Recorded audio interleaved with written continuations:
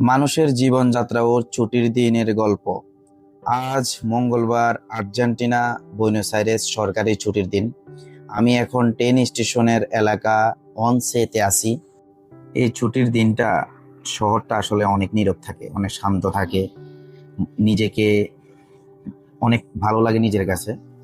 সরকারি ছুটি পেলে এমনিতেই প্রতি সপ্তাহ রবিবারে একদিন বন্ধ থাকে, ছুটির দিন থাকে। এটা হলো সরকারি। আমাদের দেশে বাংলাদেশে শুক্রবার, আর এই দেশে হলো রবিবার।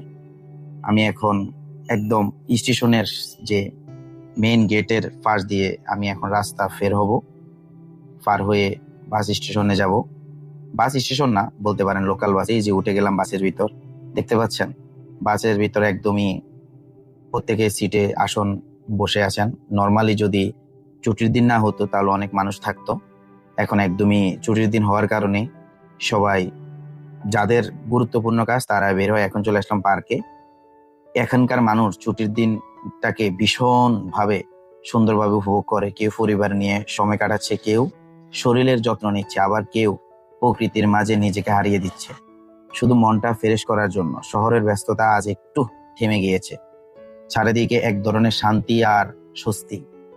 আমি যখন এই সৌন্দর্যের মুহূর্তগুলো ক্যামেরা ধারণ করছি, তখনই নিজেকে পরিবেশের সাথে মানিয়ে নিচ্ছি। মনে হচ্ছে শুধু ভিডিও করছি না, আমি নিজেও এই গল্পের অংশ হয়ে যাচ্ছি।